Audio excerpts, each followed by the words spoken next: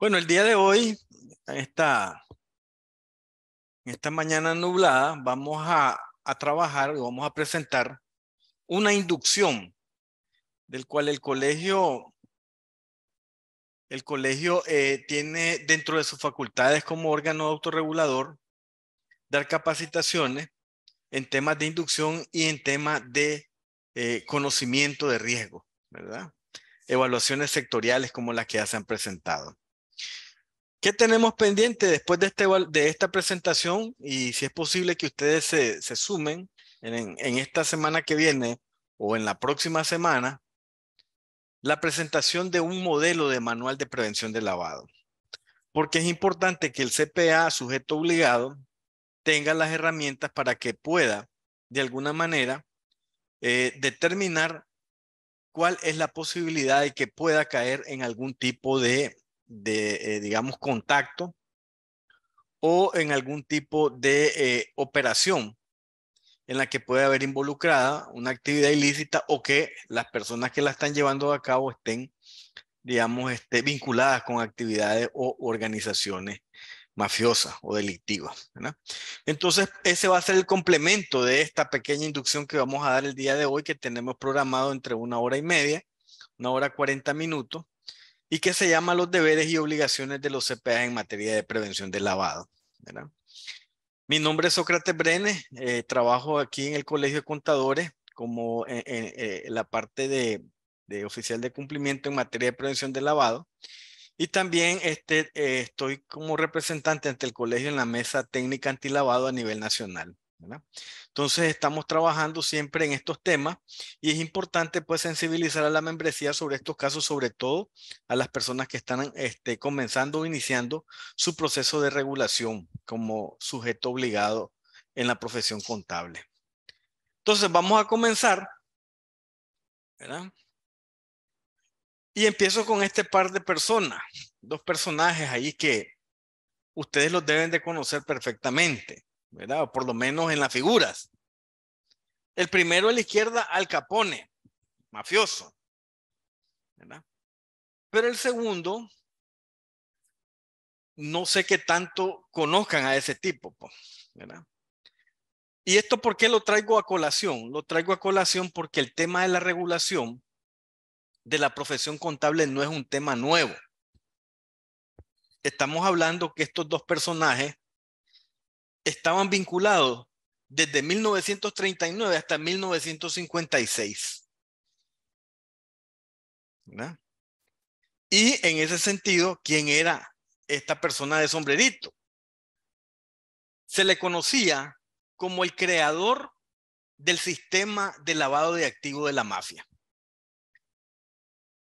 Meyer Lansky, y era el contador de la mafia, ¿verdad? La estructura como tal cae porque Lansky se vuelve colaborador del gobierno, ¿verdad? Muere a los 82 años en Florida sin un solo peso, ¿verdad?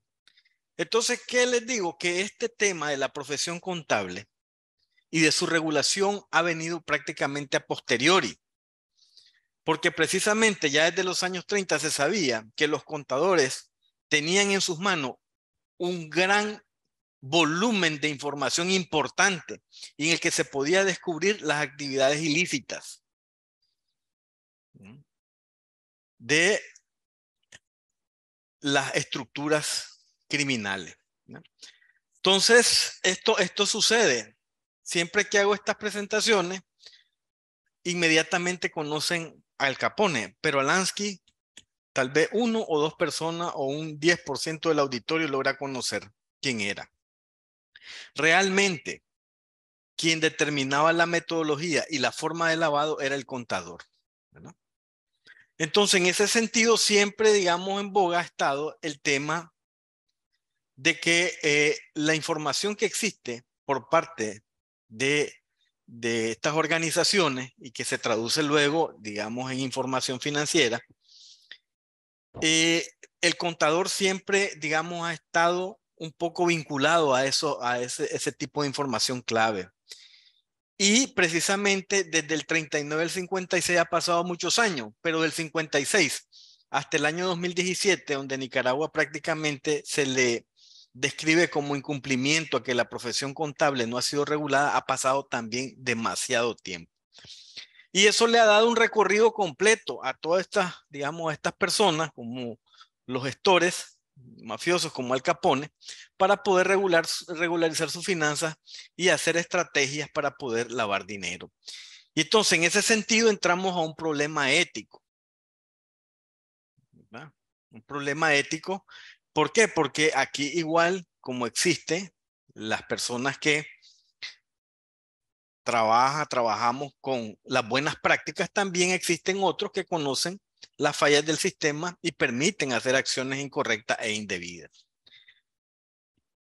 Luego de ver estas láminas, empiezo con esta reflexión. ¿Hasta qué punto el tema del lavado de activos nos está acorralando? Bueno, vamos a ver, les voy a presentar algunas cifras y cómo de alguna manera ese aspecto nos puede impactar a nosotros como contadores públicos y terminar y arruinar todo nuestro prestigio y todo nuestro capital en cuanto a imagen, ¿verdad? Y como les decía, no es un tema reciente, es un tema que prácticamente la regulación de esta profesión en materia de prevención del lavado hubiera sido, digamos, mucho más antes de lo que nosotros pensábamos, porque realmente se conocía que se manejaba mucha información, ¿verdad? Luego el otro tema de reflexión en este aspecto es que si el tema de cumplimiento, el lavado de activos es un tema de cumplimiento, nada más presentar mi manual, presentar mis expedientes y listo, ya cumplí con eso. O tiene que ir más allá, tiene que ir más allá del aspecto de lo que es meramente el cumplimiento y hablamos de efectividad. ¿Cómo yo puedo, de alguna manera, detectar alguna operación que no me permita hacer, digamos, atar cabo? No somos investigadores, pero sí tenemos lógica para decir de alguna manera que algo no cuadra. Y no cuadra desde el punto de vista en toda nuestro devenir y nuestra experiencia, tanto en el uso de la técnica, de las normas internacionales, de la misma matemática y de la lógica y de nuestros pensamientos, que algo dice, esto no cuadra, esto no hace clic. Y por último, ¿qué tanto el rol que hacemos nosotros contribuye a disminuir este riesgo? Porque es un riesgo que va en avanzada en todo el mundo prácticamente. Con el incremento de la tecnología, el riesgo de lavado, ¿verdad?, va subiendo. Y el otro punto es que ya el riesgo de lavado está entrando a las partes virtuales, que es difícil de seguimiento ahí, pues. Entonces, luego de estas dos preguntas y estas dos reflexiones, el primer punto es ¿por qué nos mandan o tenemos que ser regulados en materia de prevención de lavado? Bueno, ahí hay 4 factores importantes. Siempre la actividad, toda profesión, todita, cualquier profesión o actividad económica que uno haga, tiene riesgos, ¿verdad? Riesgos inherentes y riesgos emergentes que a medida que van cambiando los gustos, las preferencias, las tendencias y la tecnología, se van adhiriendo a la actividad a la que uno desarrolla o en la que se involucra. En este sentido, hoy un CPA certifica mayor información. Y el punto es que la mayor parte de esa información puede venir de manera digital. Entonces él tiene que aprender a desarrollar herramientas como por ejemplo extraer textos de imágenes, extraer de PDFs hacia tablas de Excel y capacitarse continuamente para poder, digamos, de alguna manera consolidar, administrar o, digamos, organizar su información para poder hacer un tipo de trabajo, una certificación o una consultoría, ¿no? Entonces, ahora se vuelve un poco más difícil obtener el origen o la fuente de la información. El segundo aspecto es que administran activos de sus clientes en grandes volúmenes, ¿no? Y a veces en ese punto vamos a tocar un tema, digamos, de la tipología, cómo se hace más adelante, de cómo se lava dinero a través de las industrias, ¿no? Y mucho dinero, no son 4 pesos. Luego, las fuentes confiables de información financiera al momento de la revisión. Y en el caso más profundo, en el tema de determinaciones de la tipología, la falta de estadísticas correctas. Primero la falta de estadísticas y luego la falta de estadísticas correctas o por lo menos fiables, ¿verdad? Para poder determinar o tener clasificado o clarificado qué eventos o actividades podrían ser o podrían estar dentro de lo que cabe de la normalidad o de la anormalidad. Recuerden que todos en este mundo, toda persona, todo individuo tiene un apetito y una tolerancia al riesgo y cada uno es diferente al otro. Sin embargo, para darlos así someramente, cuando hablamos de apetito al riesgo es todo lo que está fuera del promedio. Si habláramos de una curva de Gauss, todo lo que está fuera del promedio o que esté en las colas, digamos, eso es el apetito al riesgo. Entonces, todos pueden tener de alguna manera un riesgo promedio. Sin embargo, hay unos que tienen un apetito mayor y efectivamente a través del tiempo, ¿verdad?, se va incrementando y en la medida de que se va incrementando ese apetito también, digamos, la persona va tocando terrenos en los que puede conocer cuál es la situación que le puede ocurrir o la consecuencia o el impacto, ¿verdad? O efectivamente puede no tener la conciencia al respecto. Por eso es importante, digamos, explicar este tema. Y luego el otro factor es que se puede convertir o constituir un vehículo para lavar grandes cantidades de dinero proveniente de actividades ilícitas. La recomendación 22 del GAFI, que es el Grupo de Acción Financiera Internacional, del cual Nicaragua es miembro a través del GAFILAT, describe en su recomendación que hay que hacer una debida diligencia del cliente. ¿Y qué es una debida diligencia? Es conocer tres cosas o propósitos. Primero, la persona, su identificación.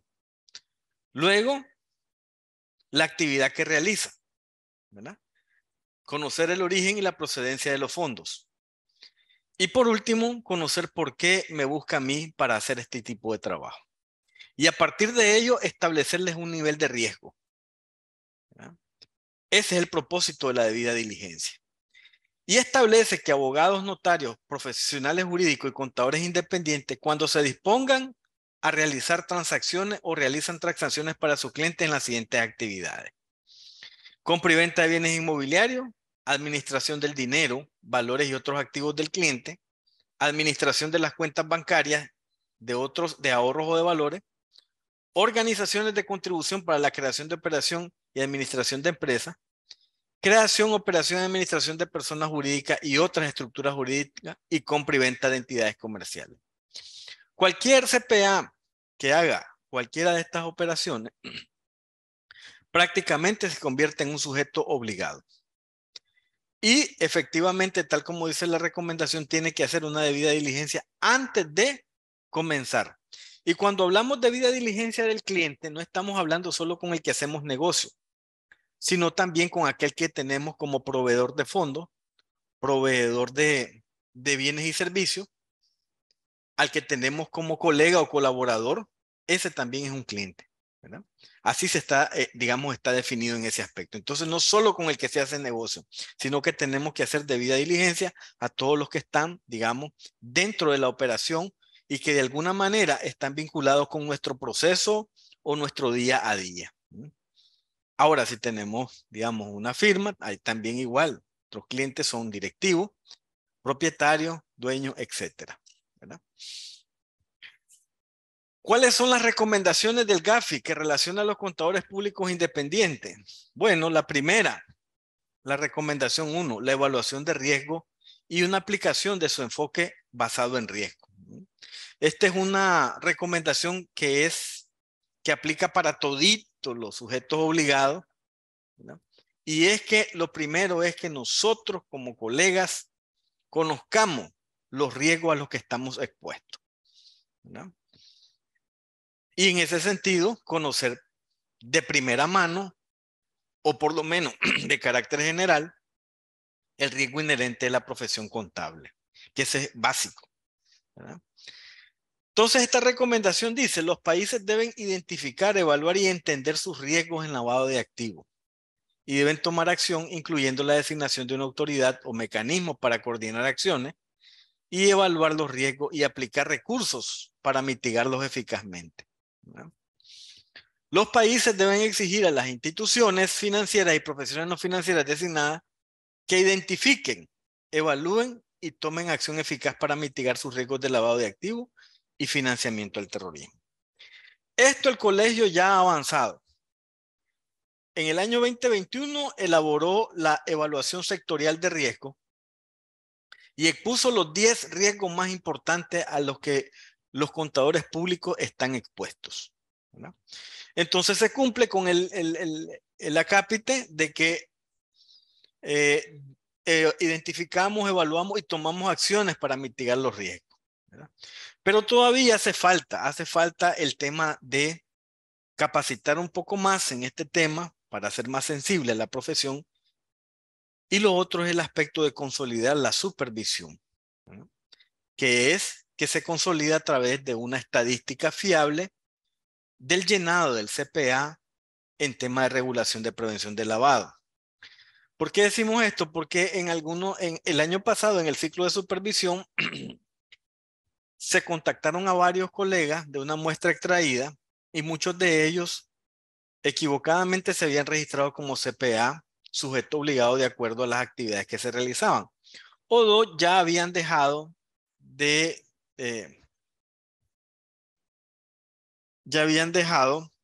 trabajar como tal, ¿verdad?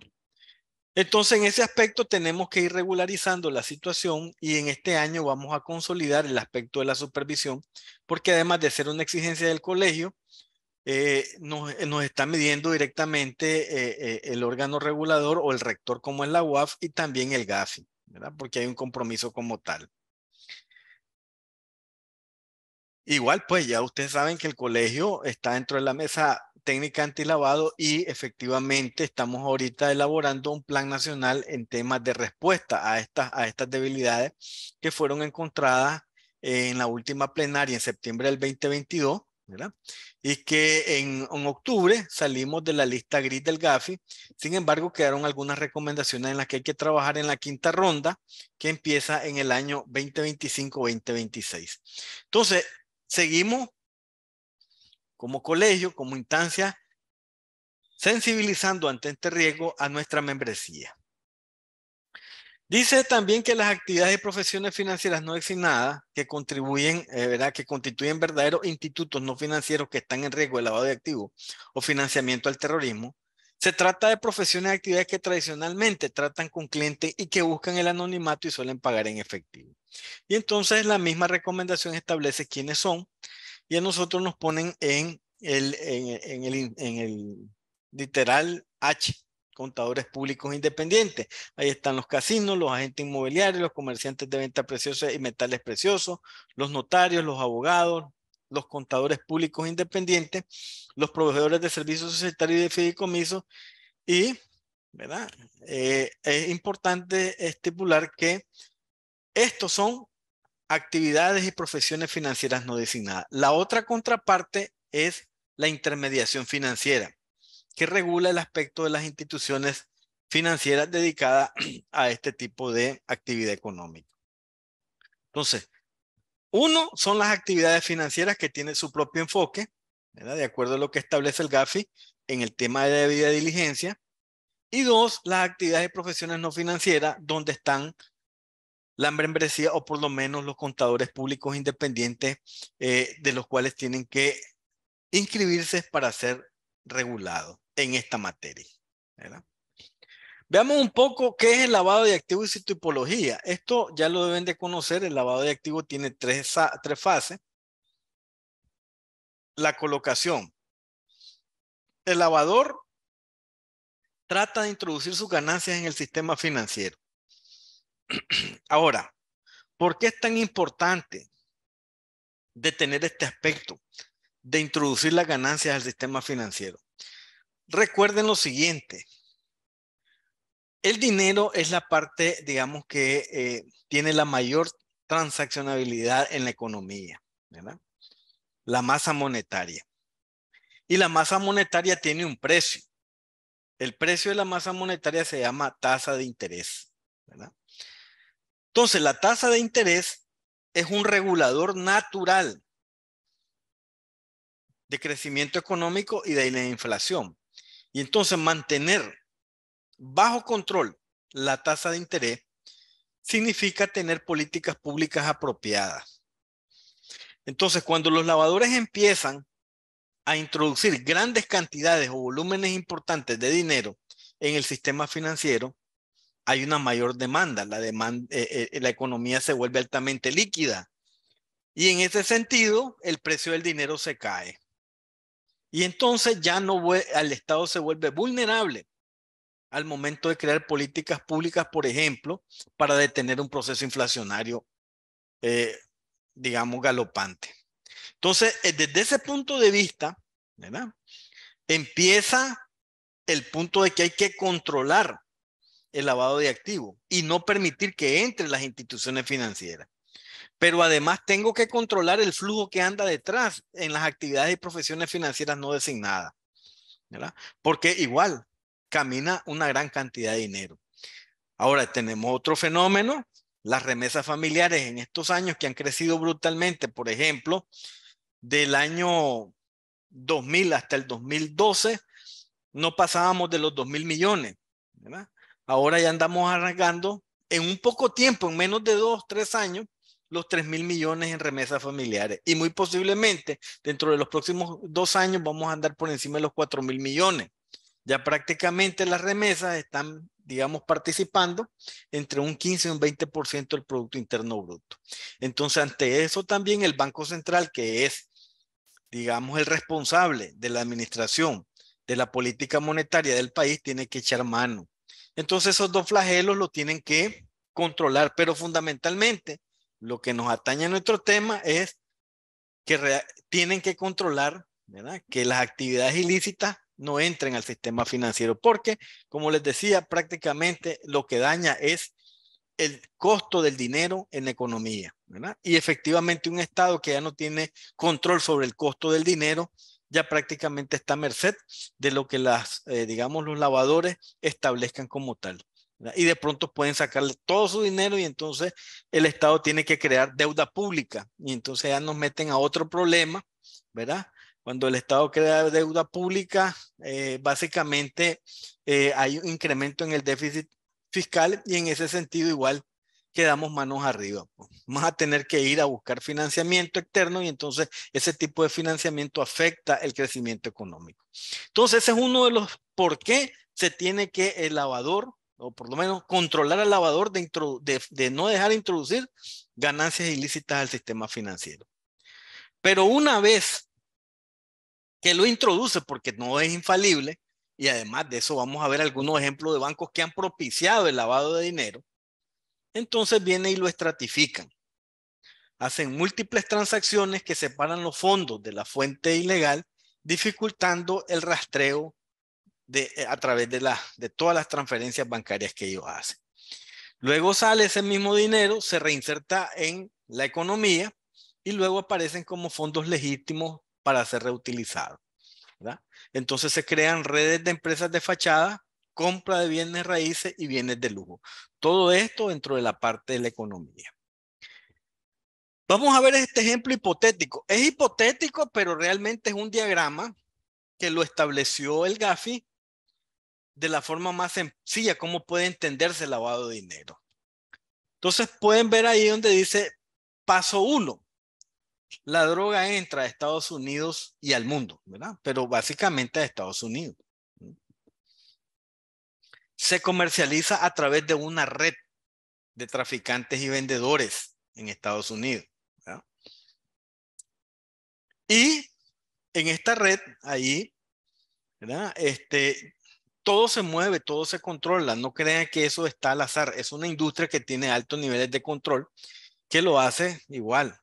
Lleva información, pero también saben que en esa red, el que se sale de los causales o el que quiere darle vuelta, le pasan la cuenta, ¿verdad? Entonces, toda esta droga que entra, supongamos ahí dimos un monto, $100 millones, que entra en droga, se comercializa y se obtiene el efectivo. Ese efectivo hay que regresarlo a América Latina, porque a ellos no les sirve de nada. Mantener ese gran volumen de dinero sucio no les sirve de nada en Estados Unidos. ¿No? Para nada. Entonces, ¿qué hacen? Bueno, tiene que retornar a América Latina y a sus principales, pues, digamos, productores y vendedores, y empiezan a traer toneladas de dinero a través de puntos ciegos, ¿verdad? Y una vez estando nuevamente en América Latina, las bandas organizadas empiezan y dicen, no, tenemos que buscar algo lícito que por lo menos nos ayude a lavar este montón de dinero que tenemos aquí, ¿verdad? Y que nos ayude también, ¿verdad?, a tener ciertas características de actividades ilícitas. ¿Y qué es lo que hacen? Básicamente empiezan a comprar oro y almacenar oro, ¿verdad? Y empiezan a tener contactos con empresas comercializadoras de oro en el exterior o en Estados Unidos. Y a partir de allí les empiezan a pedir, como son también sujetos regulados, lo que es la actividad de minería o la comercialización de ventas y piedras preciosas, entonces establecen un programa, entre comillas, antilavado, y estas empresas muerden el anzuelo. Hacen un contrato, viajan ya sea de Estados Unidos, América Latina o los representantes de estas empresas hacia Estados Unidos y firman sus contratos y luego les hacen transferencias de dinero.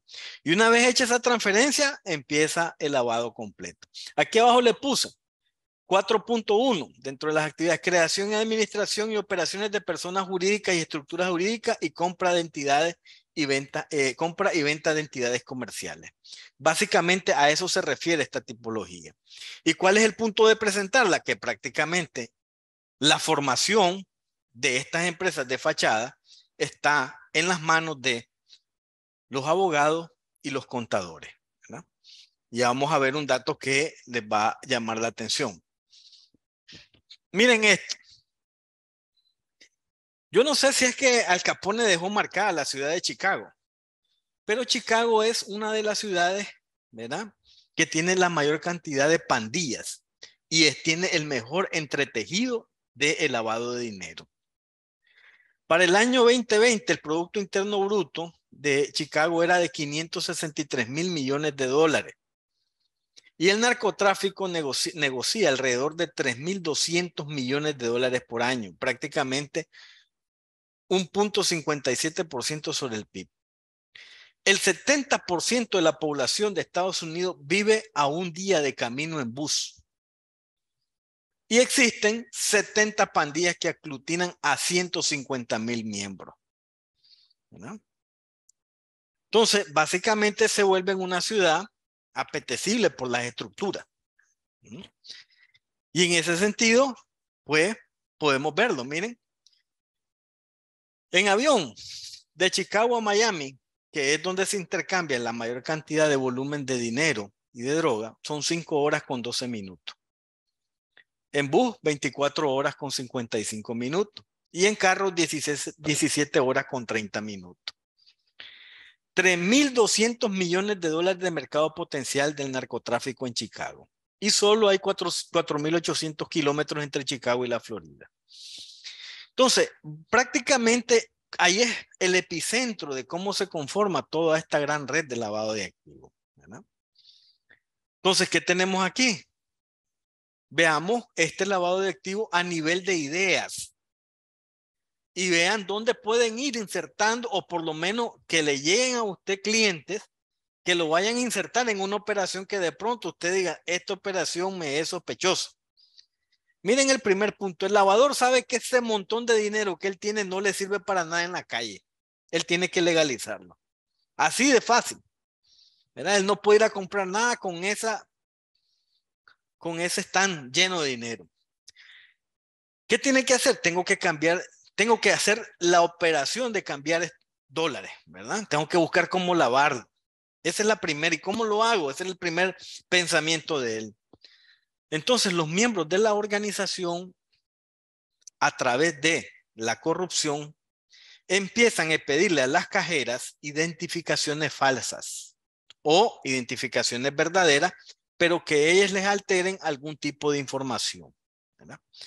Y puede que cada una de ellas les otorgue entre 5 a 10 documentos falsos que han sido copiados, ¿verdad?, secretamente en transacciones legales.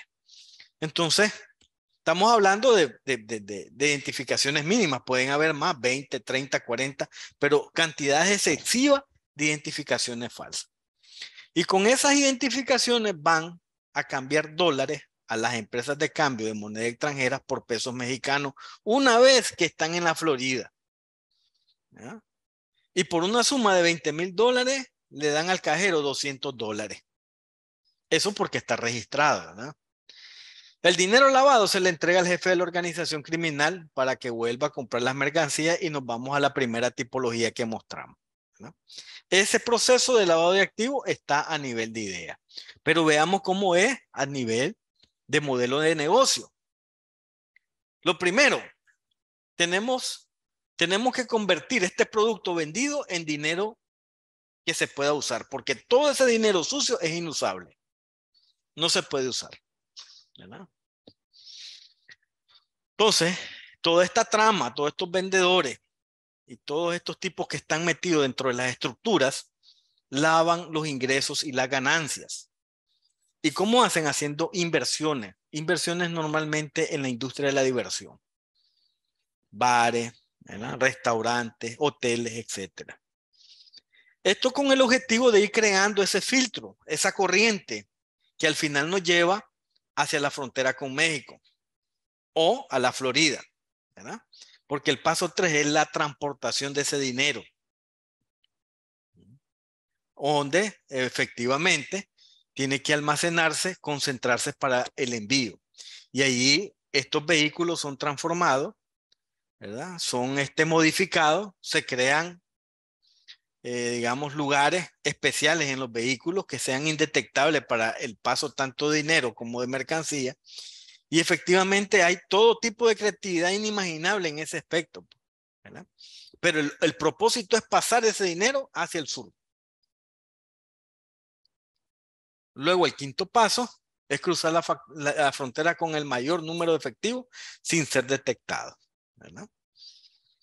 Y una vez estando en México empieza la creación de las empresas fantasma, ¿ya? Y ahora especialmente en la industria hotelera, ¿verdad? El día de ayer estaba sacando un dato que se los voy a compartir aquí solo como cálculo.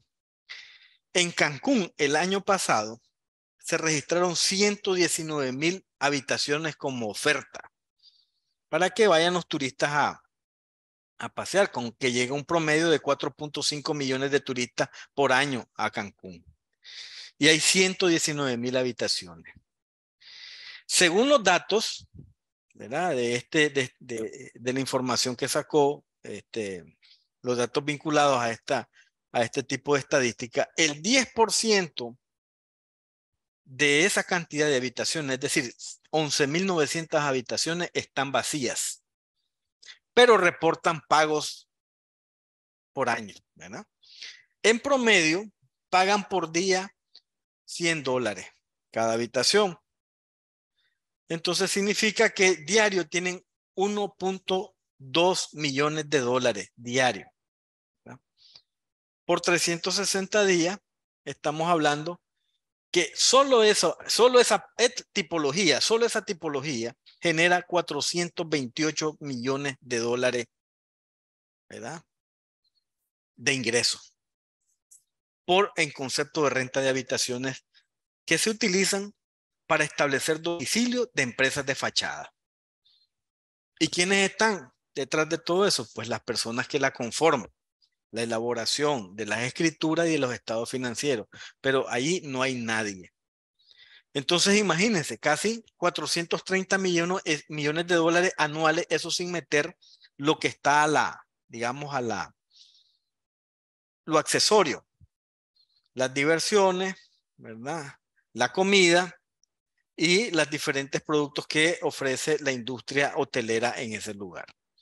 Entonces miren qué estela de dinero va dejando esta cantidad digamos, de operaciones, y en la que efectivamente el punto importante es, para darle la legitimación a estos fondos, la creación de empresas fantasmas, ¿verdad? Y ahí es donde entra prácticamente dos profesiones importantes, ¿verdad? Los abogados y notarios y los contadores.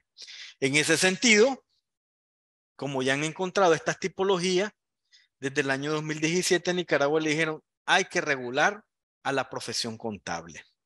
Pero si ustedes ven, ya, digamos, las grandes organizaciones ya han recorrido mucho espacio y tienen el conocimiento adecuado para poder, digamos, ir lavando de manera más precisa, más efectiva, porque imagínense, pues, no podían agarrar al Capone hasta que encontraron a la persona que daba la información financiera. Y esta persona colaboró, de lo contrario, nunca lo pudieran haber metido a la cárcel, ¿no?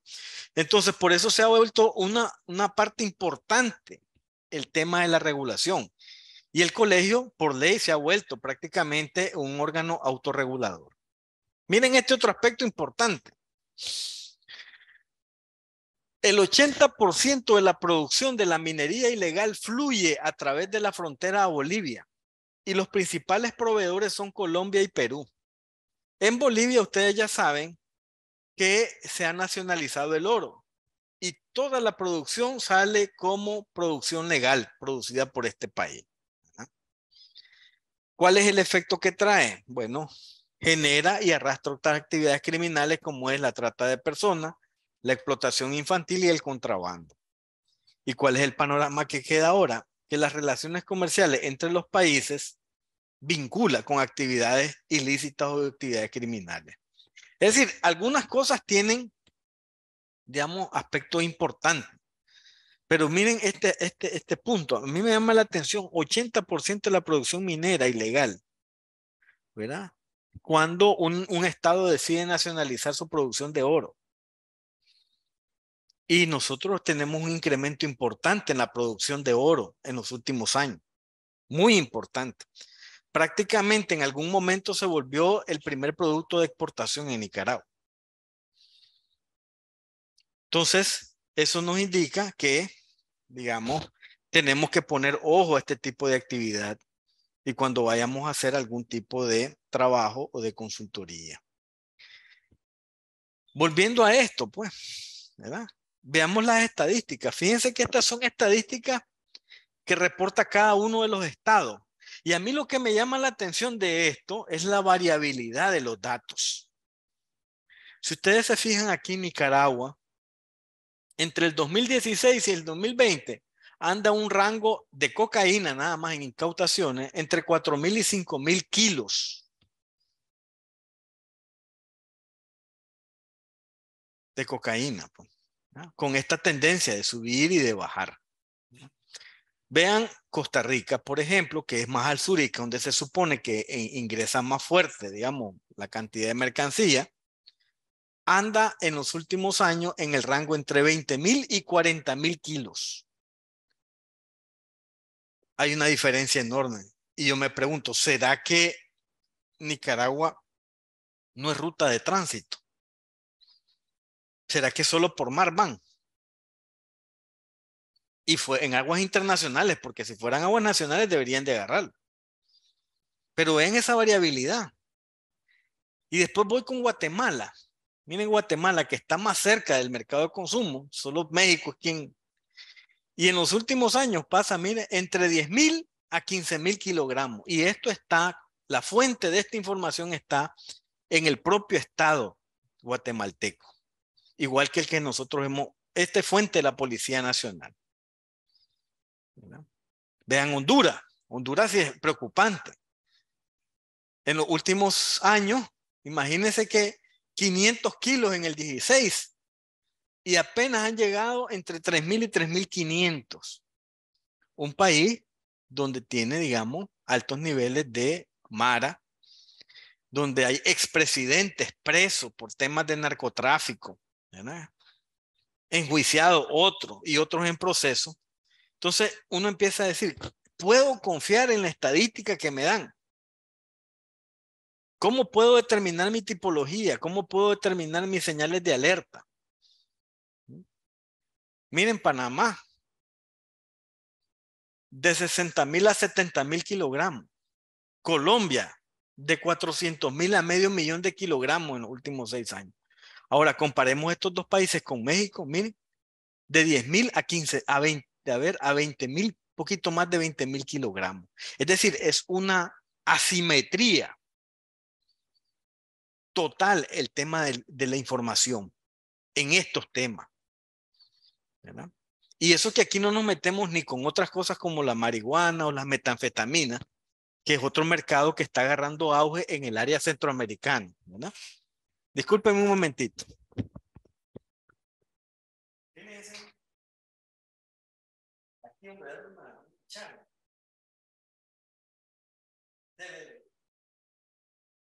Entonces, vean cómo estamos, pues. Somos una profesión en la que nos puede vulnerar cualquier tipo digamos, de organización, de operación que nos puede contratar y nos puede meter a un problema si no tenemos debida diligencia. Y luego nos vemos afectados con todo esto, ¿verdad? Falta de información. Información que no es coherente, ¿verdad? A mí me asusta porque yo les digo, yo tengo el de todo el mundo, pero específicamente me centré en la comparación. Vean pues, en el año 2020, y eso que digamos en Nicaragua, por ejemplo, el anuario de la Policía Nacional no está actualizado, ¿verdad? Y esta es información pues que se recaba del día a día. En el 2020, miren, Colombia, 579,876.34 kilos. México, 21,151.66. Nicaragua, 5,252.94. Panamá no reportó en el 2020. Honduras, 3,258.05 kilogramos. Guatemala, 13,628.32. El Salvador, 1,868.42 y Costa Rica, 47,127.36 kilos. Entonces, ustedes ven esta variabilidad, es decir, tomando en cuenta este país que es productor y exportador, tiene un buen sistema antilavado a nivel nacional a pesar de ese flagelo. Sin embargo, lo otro habría que revisarlo, ¿verdad? Porque imagínense México, miren la diferencia, y es el país donde efectivamente transita todo por todos lados, aire, mar, tierra, ¿sí? Y que solo se incauten 21,000 kilos, ¿no? Sumado entre México y Guatemala, podrán llegar tal vez a 40,000 kilos de incautación. Y Guatemala en algún momento ha alojado capos de los carteles mexicanos. Entonces tenemos todavía que ser más cautos, colegas, porque debajo de esa economía sumergida existen un montón de actividades ilícitas e ilegales, ¿verdad? Entonces, tomando en cuenta ese panorama, el narcotráfico requiere estos elementos para mantenerse, ¿verdad?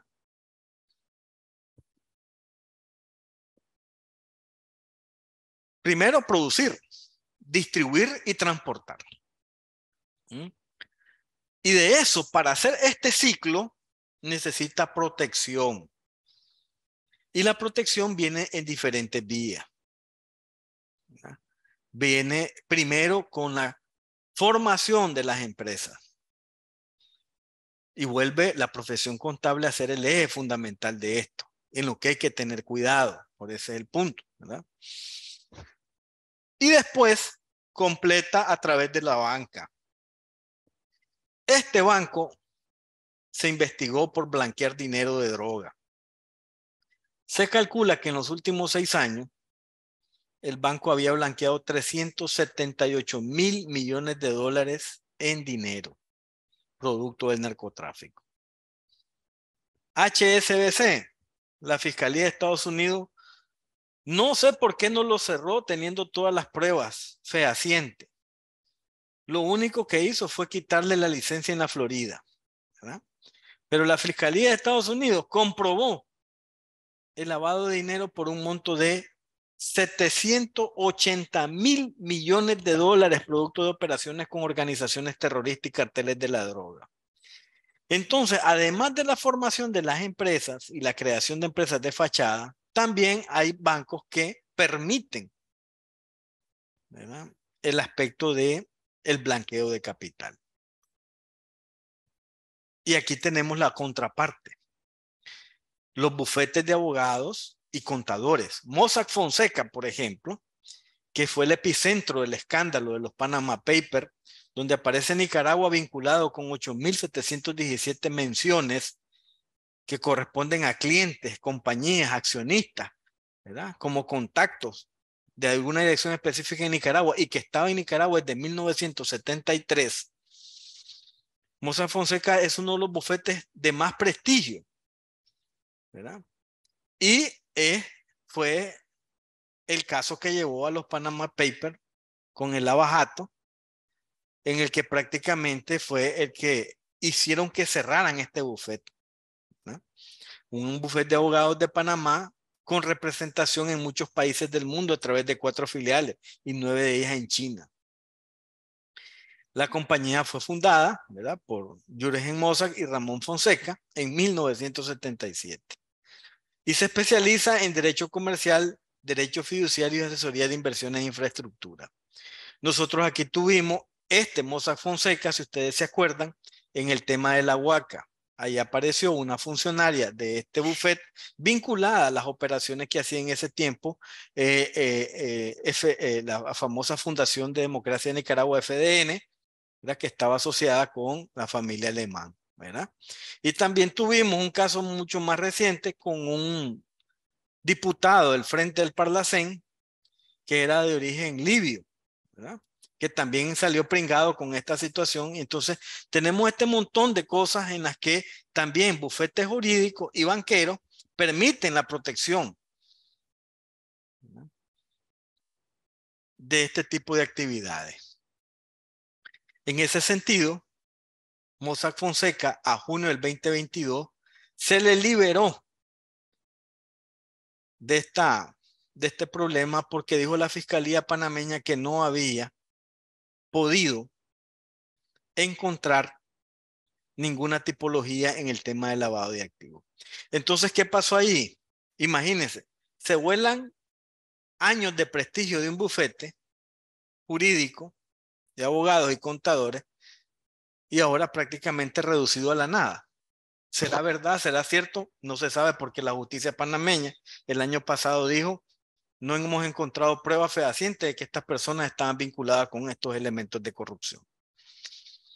Entonces, otro elemento importante, después de eso me pueden afectar, porque aún una operación que aparezca sin que nadie, ¿verdad?, pueda revisarla totalmente y de pronto dicen que yo estoy vinculado con esto y aparezco con una muerte económica, financiera y de imagen total. Ese es otro de los factores de riesgo en los que la profesión contable se puede afectar o se puede ver envuelta, ¿verdad?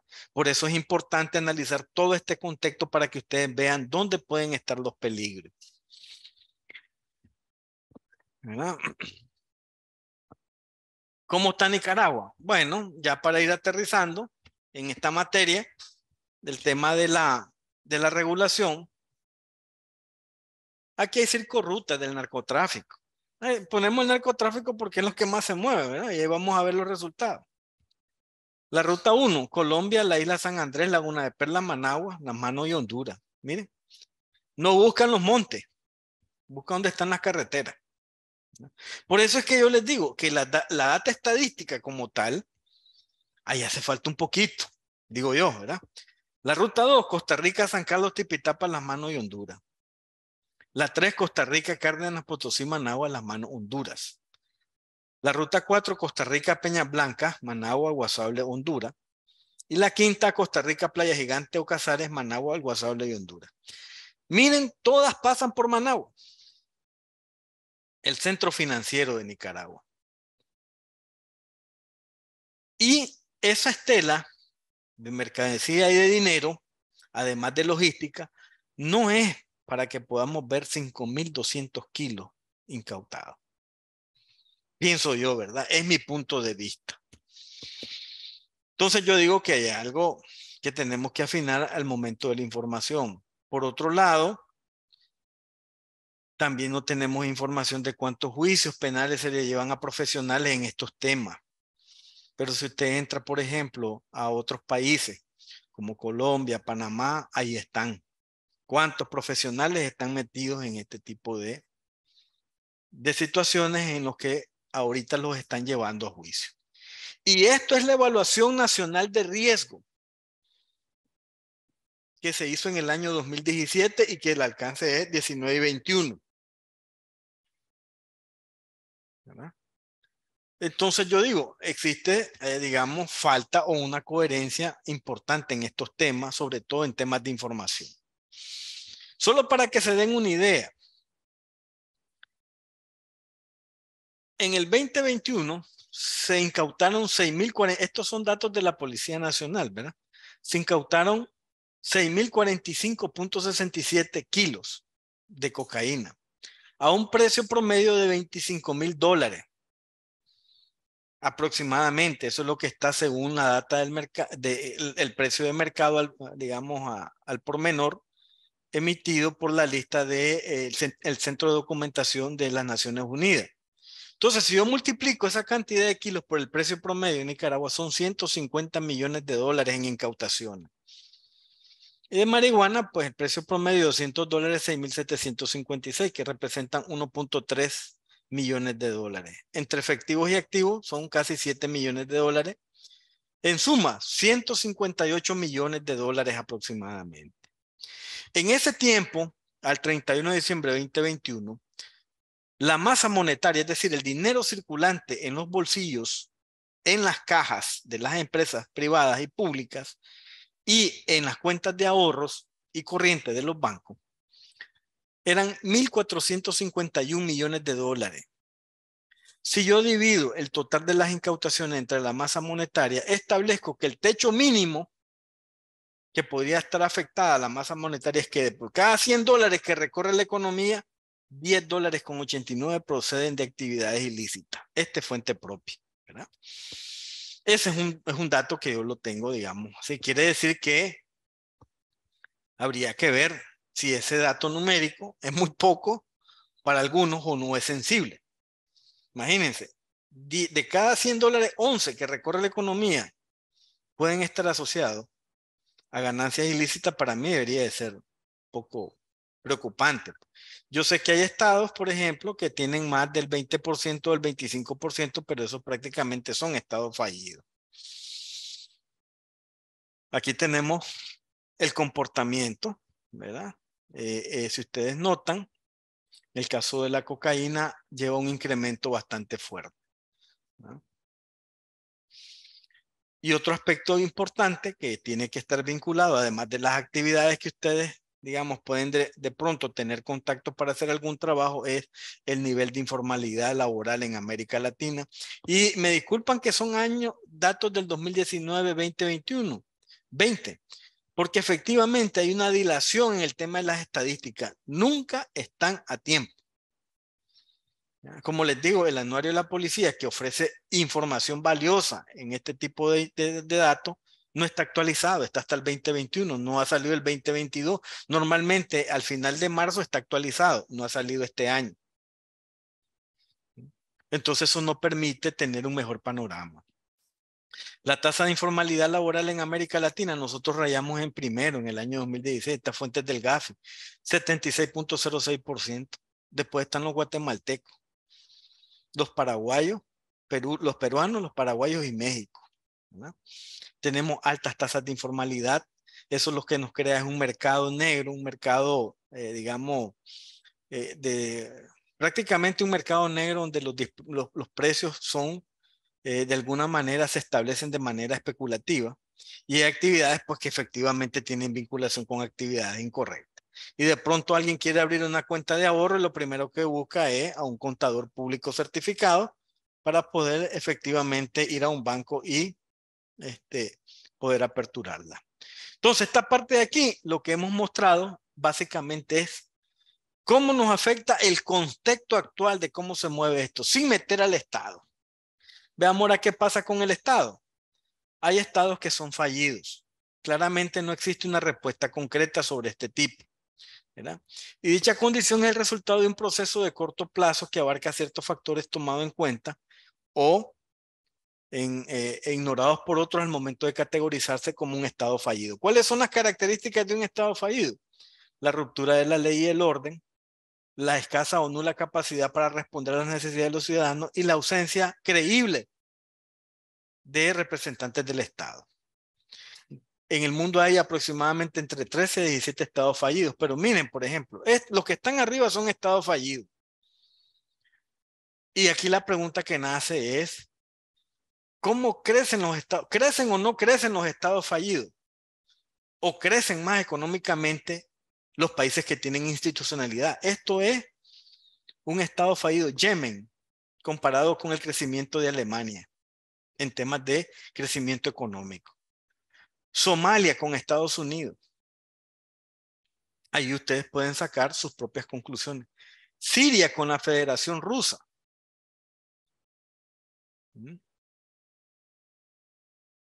Afganistán con China. La República Democrática del Congo con la India. Prácticamente el Congo ha tenido mayor crecimiento económico. La República Centroafricana con Japón. Si ustedes se fijan, prácticamente la República Centroafricana solo en el 2012, el 13 y el 14 tuvo un crecimiento económico negativo. Lo demás fue positivo. Y mira, Japón en el 2020, por el tema de la pandemia, me imagino, empezó a recuperar. Pero prácticamente sus tasas estuvieron a nivel cero. Entonces, igual, ¿qué sucede con estos estados? Que a pesar de que no tienen institucionalidad, también tienen crecimiento económico. ¿Verdad? ¿Estamos claros del contexto? Vamos a ver los comentarios. Ok.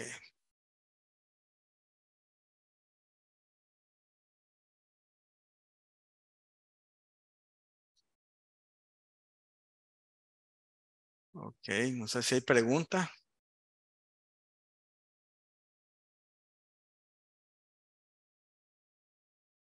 Perfecto, vamos a seguir entonces.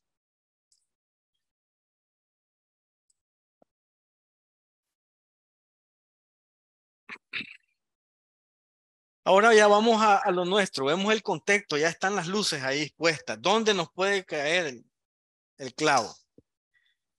¿Quién nos manda a regular? Bueno, el GAFI, ya lo habíamos dicho. Lo primero, la recomendación 22, las actividades y profesiones financieras no designadas.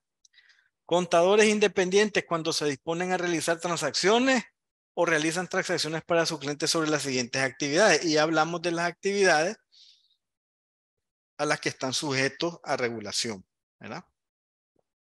También las leyes nicaragüenses, las 976 y las 977, ¿verdad? Sujetos obligados a informar a la UAF directamente y sin poder aducir reserva o sigilo de algún tipo, las personas naturales o jurídicas que desarrollen las actividades siguientes, ¿verdad? Y ahí nos ponen a nosotros, contadores públicos colegiados en el colegio. Pero en este caso, a partir de la reforma, en la ley 1002, no estamos obligados a reportar directamente como contador público o sujeto obligado a la UAF, sino que al colegio. Y luego están las normas o disposiciones internas del mismo colegio de contadores, que establece en su artículo 8, ¿verdad? CPA como sujetos obligados. Por disposición del artículo 9, el inciso 4 de la ley 977, todos los CPA miembros del colegio son sujetos obligados en temas de prevención del lavado. Ahí ya estamos claros, ¿verdad? Las actividades y profesiones financieras no designadas en la recomendación número 28 del GAFI establece lo siguiente. Los países deben asegurar que las demás categorías de actividades y profesiones financieras no designadas estén sujetas a sistemas eficaces para el monitoreo y asegurar el cumplimiento de los requisitos en antilavado de activos. Esto puede hacerse de acuerdo al nivel de riesgo.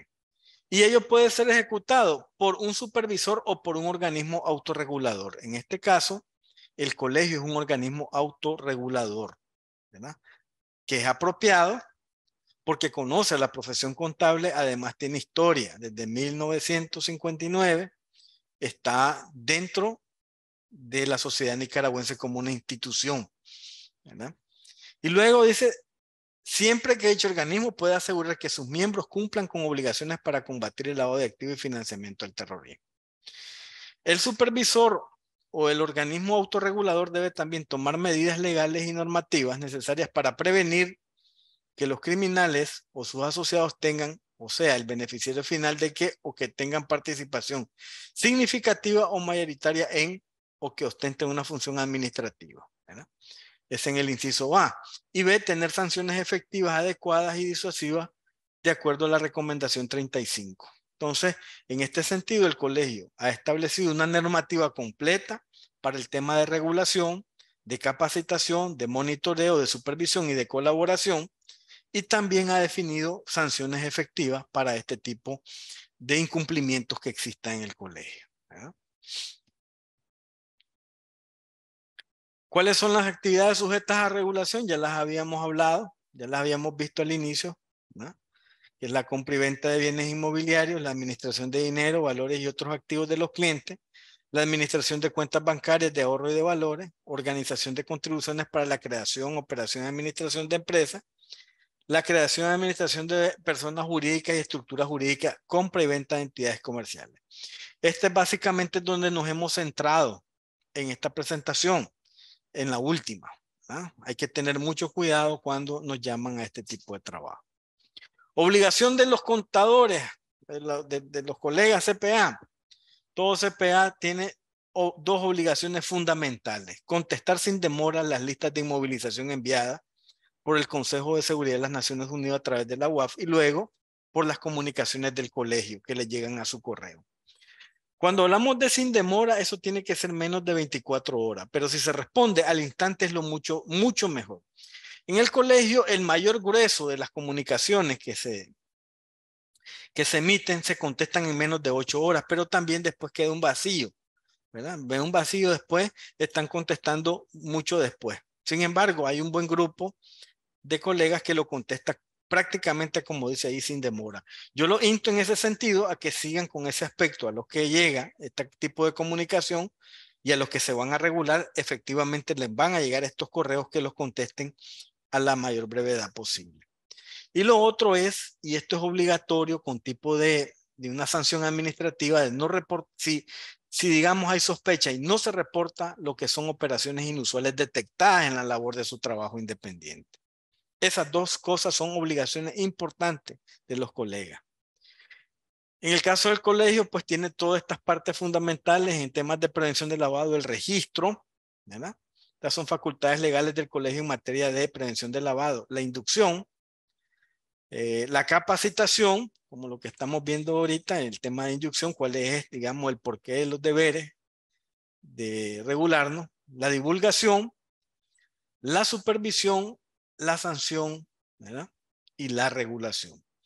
En este sentido, el parte fundamental es, ya sabemos, por qué leyes estamos obligados al proceso regulatorio y qué cosas nos están diciendo de que somos importantes a la hora de enviar información. Uno, las notificaciones del Colegio de Contadores en temas de actualización de las listas del Consejo de Seguridad.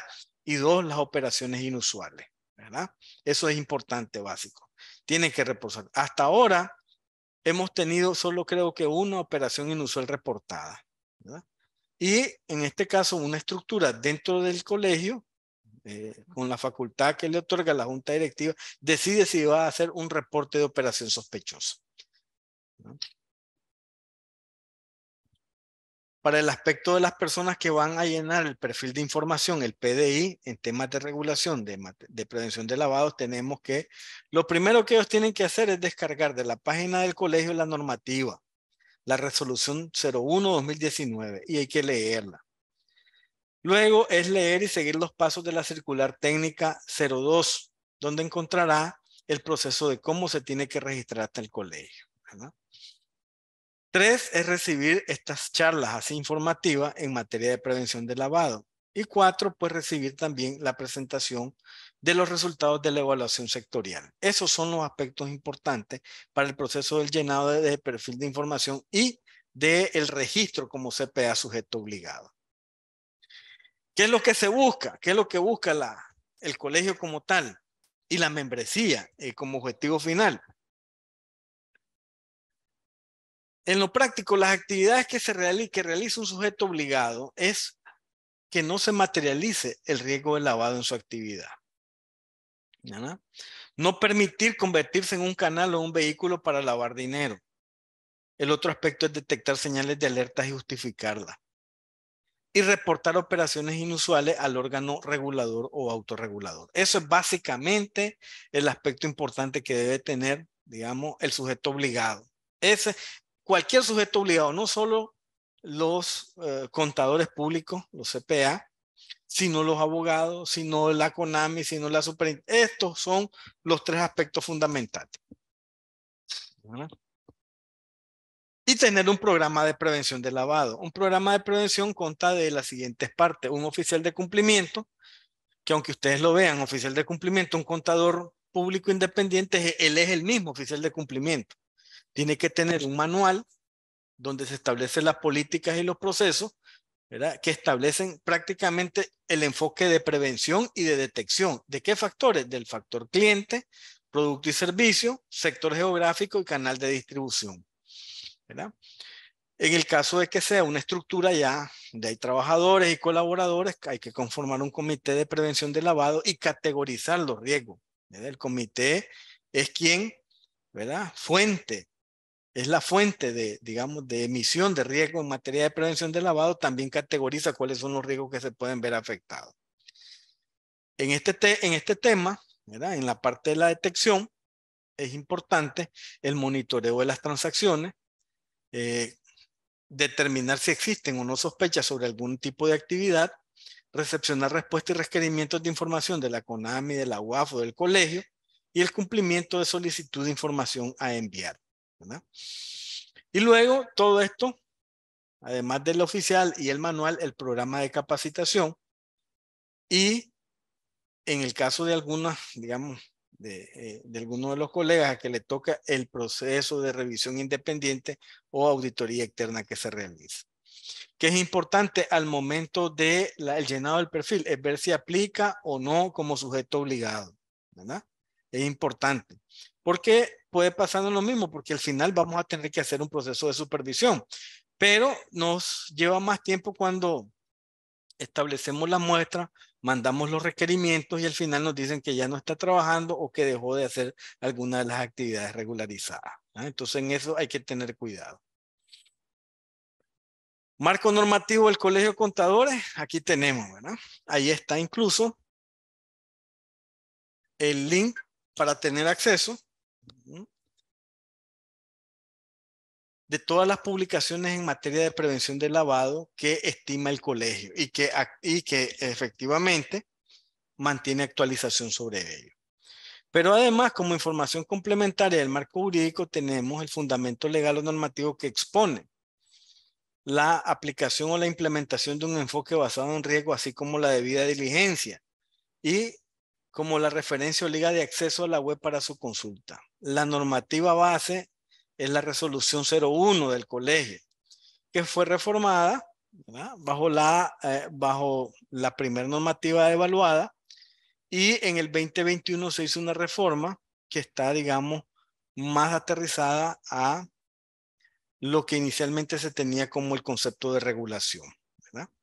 Básicamente, esta está, digamos, descargable, formato de PDF, a los que les doy la invitación a que la lean porque está contenido todo el proceso de regulación, de capacitación, ¿verdad? Y de supervisión a lo que los miembros están expuestos, ¿verdad? Y así poder agilizar, digamos, los procesos, sobre todo de capacitación, de evaluación sectorial de riesgo y de supervisión.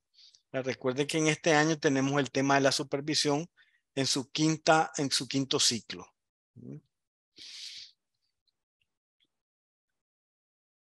Entonces también tenemos información complementaria, además de la normativa, están también sitios donde se establece cómo elaborar el manual de prevención de un contador. Está con todo el anexo del contenido mínimo, pero efectivamente de esta semana que viene a la otra, vamos a hacer una presentación de un modelo de manual sugerido para que ustedes tengan más o menos la idea de cómo es la conformación como tal, ¿verdad? También, además de las normativas internas, están las disposiciones administrativas que contienen las directrices, los lineamientos, las guías, los tutoriales o la elaboración de manuales. Y es muy similar a cómo se evalúan las matrices de riesgo. A igual como se evalúa para una empresa también, en el tema de la profesión contable se establece los fundamentos para evaluarlo, ¿verdad? Entonces tenemos la resolución 01 y también la resolución 09 y la resolución 06. Ahí tienen, digamos, la página web del colegio en la que pueden entrar y pueden hacer, digamos, las consultas previas antes de la elaboración de su manual o antes de la elaboración de una matriz de riesgo, ¿verdad? Existen disposiciones administrativas como la 08 y la 09 que hablan acerca de lo que es, en el caso de la 9, del beneficiario final y el registro como tal, como un requisito complementario, además de su cédula, de este tipo de información y que debe de ser, digamos, administrada a través de un expediente de su cliente, ¿verdad? Que eso es importante, el mantenimiento de registro, por lo menos según la normativa, 5 años después de haber finalizado la relación, ¿verdad? Sanciones, ¿se sanciona esto? Claro. La normativa del colegio tiene 3 grados de sanciones, leves, graves y muy graves. Hay 5 clasificaciones de sanciones leves que especifica que son sanciones específicas en lo que amonestación verbal, amonestación escrita y la de que es con multa, que va entre 12 y 18 cuotas de la membresía en el caso de las leves, ¿ya? Infracción e incumplir en el caso de tratarse de CPA supervisado en tema de PLA, ¿verdad? Con una aplicación adecuada de la DS a sus clientes con un enfoque basado en riesgo. En el caso de la clasificación grave también hay 5 y se ponen las sanciones específicas. Aquí ya no empiezan con amonestaciones verbales ni escritas, sino directo a la multa, que entre 18 y 24 cuotas, ¿verdad? Y el aplazamiento en la membresía. ¿Y cuál es la infracción? Incumplir con la presentación al colegio del formato de perfil de datos de CPA. Esa es una de ellas. En su condición de sujeto obligado. O sea, es decir, sujeto obligado y supervisado en materia de prevención de lavado. Y también como grave es incumplir con no presentar un reporte de operación inusual en las situaciones que se merecen. Si ustedes han determinado, ¿verdad?, alguna sospecha sobre tal y no lo han reportado, pues ahí tienen un problema grave, ¿verdad?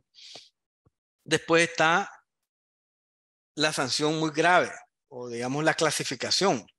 Igual 5, digamos, 5 ítems específicos sobre a lo que se refiere en la clasificación de muy grave. Las sanciones específicas, directo, multa, entre 24 y 36 cuotas de la membresía, el aplazamiento y la exclusión. ¿Y cuáles son las infracciones más importantes? Incumplir con la obligación de contar con un programa de prevención, del que ya hablamos. Componente manual, oficial de cumplimiento, programa de capacitación y supervisión. Y cuando se trate de un CPA supervisado en temas de prevención del lavado, ¿verdad?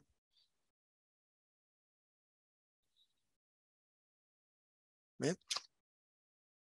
Y luego incumplir gravemente los deberes profesionales y éticos como CPA y que ello permita, ¿verdad?, que se faciliten conducta o delitos precedentes de lavado de activos. Y aquí incluye en alguna manera sea o no sea su CPA supervisado. Prácticamente en las notas muy graves les atañe a todos. Por eso es que es importante también tener y descargar este régimen sancionatorio, ¿verdad?, y tenerlo al presente. Conceptos clave a recordar. Primero, el conocimiento del cliente. Toda relación, estimados colegas, tenemos que conocer a nuestros clientes. Identificar al cliente, verificar la identidad, utilizando los documentos, los datos y la información confiables de fuente independiente y que estén actualizados. Identificar al beneficiario final, el registro o certificación del beneficiario final es importante ahora como complemento, ¿verdad? Y tomar medidas razonables para poder identificar y evacuar algún tipo de consulta o duda que tengamos al respecto. De manera que la institución, ¿verdad?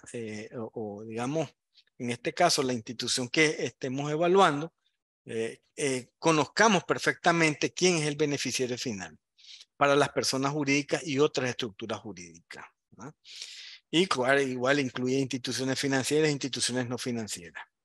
Entender y cuando corresponde obtener información sobre el propósito del carácter que se pretende dar a la relación comercial. Y por último se cierra con realizar la debida diligencia. Ya les dije, la debida diligencia tiene que ver con identificación del cliente, la actividad que hace, el origen y la procedencia de la fondo y por qué me busca a mí. Y a eso le tengo que asignar un valor de riesgo. Ese es el propósito de la debida diligencia. Y entre más conozca a mi cliente, voy a estar mejor protegido en ese aspecto, ¿verdad? Y otra cosa es importante recordar, ya los miramos, las amenazas nacionales en materia de PLA en Nicaragua. Miren, esto es la evaluación nacional. Dice, Nicaragua es punto de tránsito, de ruta de drogas hacia otros países consumidores del norte. Y eso lo dice la evaluación nacional de riesgo, evaluada para los periodos 2017-2019 con extensión al 21. Incidencia de grupos de criminalidad organizada. 25 grupos hay en Nicaragua de criminalidad organizada. Hay, digamos, 17 en el Pacífico y el resto está dividido en el Atlántico Norte y en el Atlántico Sur, todos con miembros nacionales. Movimientos transfronterizos de dinero ilícito. Ya hablamos de la tipología, de cómo entran en los puntos ciegos la cantidad de dinero que no es rastreable. Y está la comisión de actividades delictivas que generan rendimientos ilícitos, como es el contrabando, la defraudación tributaria, el tráfico de migrantes ilegales, la corrupción política y los delitos contra el patrimonio y el orden socioeconómico. Y luego la amenaza nacional, que es el entorno regional con países en situaciones de riesgo, ¿verdad? Amenazas para el sector. Bueno, esto es para, en el caso de los vehículos nuevos y usados, ¿verdad? Igual, ¿por qué? Porque en este sentido ha habido un repunte. Si ustedes se fijan en las noticias, hay un repunte en este sector, entonces hay que tener cuidado. ¿Por qué? Primero, informalidad de la economía y del sector, alto volumen delictivo, alcance limitado de la información de fuentes externas para verificación de información del cliente, el contexto socioeconómico y la falta de regulación de este sector por parte de las autoridades competentes. Para cuando le toque hacer certificaciones, este es uno de los sectores que más vulnerabilidad ha presentado, por eso traemos las amenazas de este sector. Riesgos por factores. Los 4 factores en temas de prevención de lavado son clientes, productos y servicios, canal de distribución y área geográfica, ¿verdad? En este sentido, ¿cuál es el peligro de tener aquí? Es que de alguna manera, ¿verdad?, nos pongan un testaferro para formar una empresa de fachada, ¿verdad?, con mucho efectivo y con otros medios de pago, donde los fondos procedan de actividades ilícitas. También en el caso de los clientes, otro factor de riesgo, o digamos una amenaza prácticamente es la contratación o la búsqueda de contratación por parte de clientes externos de servicios profesionales para creación de empresas de fachada, ¿verdad? También funcionarios públicos que obtienen fondos ilícitos y los lavan mediante el uso de empresas de portafolio, ¿verdad? Ingresos de fondos ilícitos mediante estructuras jurídicas complejas. Todo esto tiene que ver con el factor cliente, en el cual yo puedo ser contactado y si no tengo la visión completa del riesgo al que me pueden involucrar, posiblemente pueda caer redondo y al final voy a tener un problema serio, ¿verdad? Crear organizaciones o empresas que por parte de individuos o organizaciones con el fin de financiar o garantizar apoyo, ¿verdad?, a comisiones o actos terroristas, ¿verdad?, que es importante la verificación. En los productos y servicios, contratos de servicios profesionales a personas naturales que tienen negocios bajo figuras de cuota fija y que mantienen altos niveles de efectivo, ¿verdad? Cuidado con eso. Presentar información financiera de contratos de fideicomiso de sus clientes que no están ajustados a los marcos normativos. Elaborar contratos por servicios profesionales a personas jurídicas que no existan o que no exijan certificados de inscripción del beneficiario final. clientes y productos y servicios. Dos factores de riesgo en temas de lavado. En canal de distribución, ¿qué es? El canal de distribución es como yo llego a mis clientes. Y aquí puede ser que existan clientes vinculados a actividades delictivas, ¿verdad? Que utilizan sociedades de estructuras complejas para ingresar su fondo aprovechando la informalidad de la economía. Y profesionales contadores que omiten la aplicación de controles y debida diligencia para facilitar, ¿verdad?, que personas vinculadas presenten información alterada o relevante. Y por último, el área geográfica, realización de actividades o contratación con clientes donde el área geográfica es muy vulnerable. ¿Qué áreas vulnerables son en Nicaragua? Ya lo miramos aquí. Managua, todo el Pacífico prácticamente, León, Chinandega, la parte de Estelí, todo eso son lugares vulnerables que en su matriz de riesgo, como digamos dentro de la evaluación de sus factores de riesgo, deberían de tener un nivel alto, ¿verdad?, de riesgo. Entonces, estos 4 factores son los que determinan la forma y la estructura de un manual de prevención de lavado y la matriz de riesgo que yo tengo que hacer de mis clientes para determinar el nivel de riesgo y luego ver si soy vulnerable o no en temas de prevención en temas de lavado de activos, ¿verdad? Ya para ir, digamos, cerrando esto importante. Recuerden que tenemos 2 tareas fundamentales. Una es responder la parte de todas las listas del Consejo de Seguridad de las Naciones Unidas sin demora. Y la otra es el reporte de operaciones inusuales. Y aquí está un organigrama de ese tipo, un ciclo. Lo primero, cuando abro la operación o la relación. Paso 1, verificación, identificación, ¿verdad? Verificación de identificación y búsqueda en las listas de seguimiento. Cuando yo hago una relación, lo primero que tengo que hacer es verificar que la información de su identificación sea correcta, fiable y actualizada, ¿verdad? A ver, tu RUC, sí, está al día. Tu cédula de identidad como persona natural está al día, ¿verdad? Tu poder de representación está correctamente inscrito. Y verificar que esta identificación no sea falsa y que cumple con los requisitos de ley. Si no es no, hacemos la operación, realizamos el contrato. ¿Cuál es la señal de alerta? ¿Verdad? Si yo tengo que no puedo verificar la información y que la información es falsa, debería de darme una señal de alerta y detectar la información falsa y reportar un ROI al colegio. Y aquí, por parte del colaborador, del CPA, preparar, organizar un archivo, ¿verdad?, y un expediente donde tenga esa señal de alerta figurada. Recuerden que ustedes no reportan directamente a la UAF, sino que reportan al colegio el tema de reporte de operaciones sospechosas. El reporte de operaciones inusuales. La operación sospechosa la reporta el colegio una vez que ha sido dirimida y evaluada por un comité de prevención de lavado estructurado internamente y con los poderes que establece la junta directiva. En el llenado, ya eso estamos hablando en el primer proceso de la apertura de la relación. En el llenado del perfil del cliente, ¿verdad?, paso 3, ¿verdad?, tenemos lo siguiente. Llenado del perfil del cliente. Analizar la información del cliente, tanto de la persona natural y jurídica y sus antecedentes y concluir que hay congruencia. Y descartar vínculos con actividades de fachada ilícitas o, digamos, una vez iniciada la relación. Si en el llenado tampoco tenemos ninguna señal de alerta, no hay problema, seguimos el trámite. Si hay, entonces igual detectar información, si es falsa, incoherente y reportar al Colegio de Contadores. Preparar, organizar y archivar un expediente. Y luego está el monitoreo del cliente. Una vez aperturada, iniciada la relación, monitorear. Paso 6, señales de alerta por algún cambio o por alguna operación, transacción o cambio de estructura jurídica de procedencia injustificada, de fondo o noticias donde lo involucran a este cliente, ¿verdad? Entonces, si no hay, igual seguimos normal nuestro proceso de monitoreo con el cliente. En el caso de haber una señal de alerta, en el proceso de la relación se nota una clara diferencia entre lo declarado y lo real, sospechando de vínculos con operaciones ilícitas y organizaciones criminales.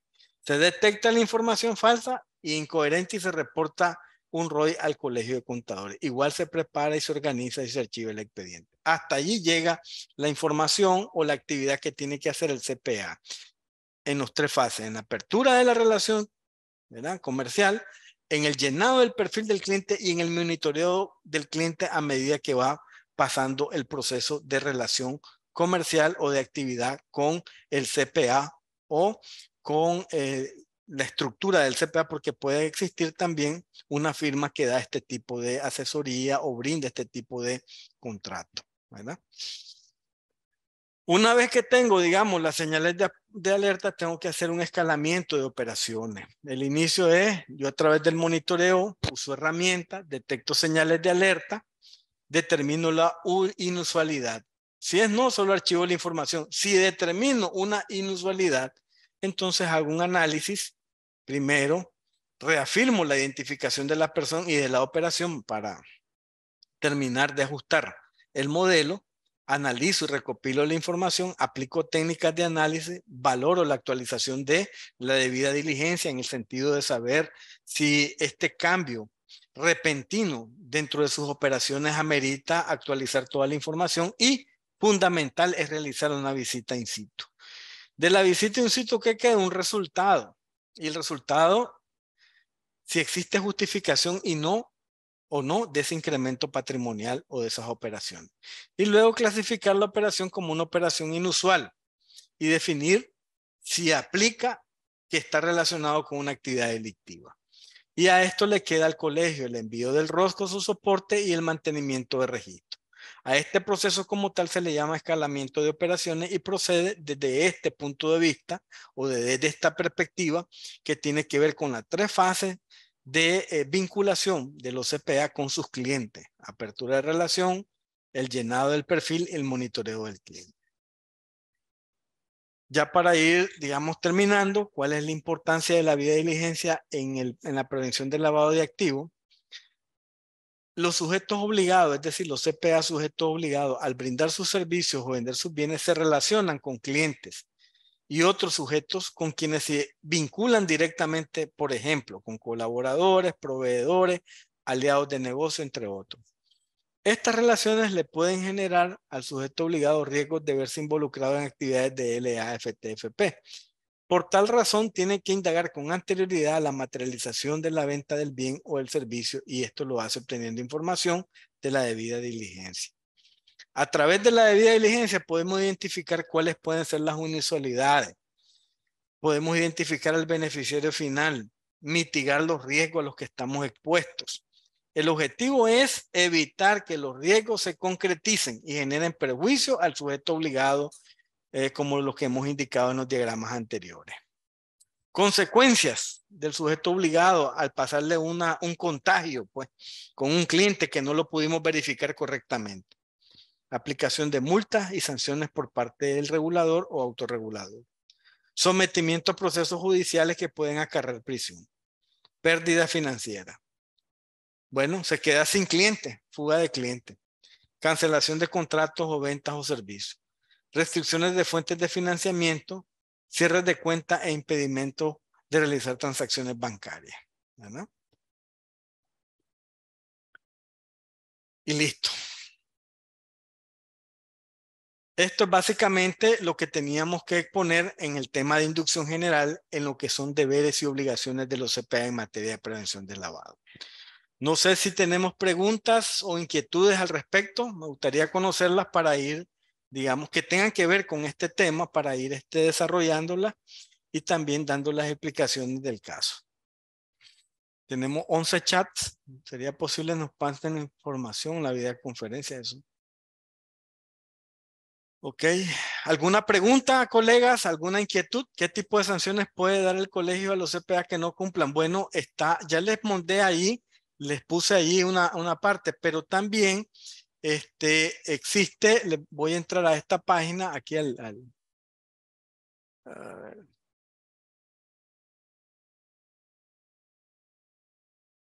Vamos a entrar aquí y vamos a entrar a la página del colegio. En esto aquí vamos a ver donde ustedes pueden descargar todo lo que es el régimen sancionatorio y está explicado, ¿verdad? Aquí en esta pestaña donde dice prevención del lavado, aquí vemos la circular, sanciones administrativas, miren capítulo 3 y ahí yo lo descargo. Y ahí tienen todas, digamos, la clasificación de las infracciones, el porqué de las infracciones y la sanción específica. Es una hojita nada más. Entonces, estimados colegas, agradeciéndoles, ¿verdad? Si tienen preguntas, podemos verlas ahorita, ¿verdad? Si tienen inquietudes con lo que hemos, si tienen, no, eso no, del colega César Menéndez dice, no, eso no se, ni lo que es ni lo que son reportes de operaciones inusuales, ni sospechosas, ni sancionados se presenta. Eso queda, ¿verdad? Aquí se pueden dar cifras, digamos, qué porcentaje, pero no nombren nada específico sobre eso.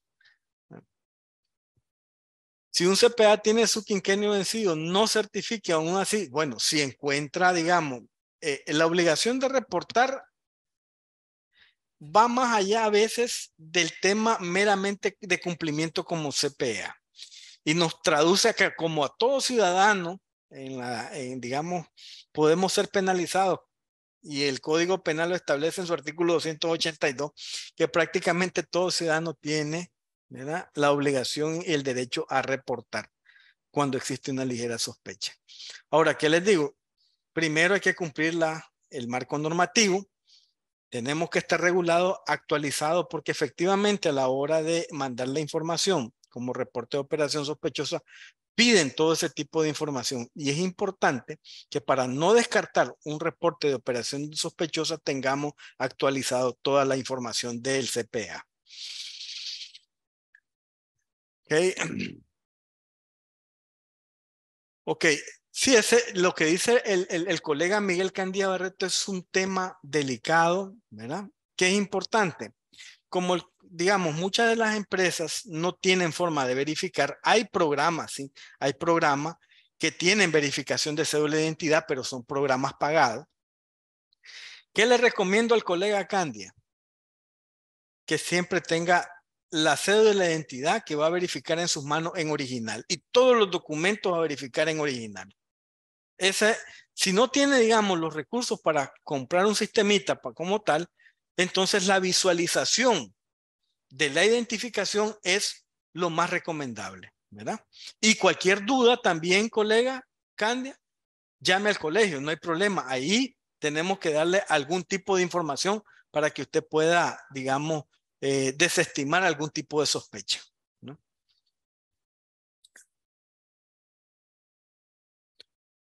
El licenciado, claro que sí, de esta semana que viene a la otra vamos a hacer una presentación acerca del contenido del manual y un manual, vamos a presentar un manual propuesto, ¿verdad?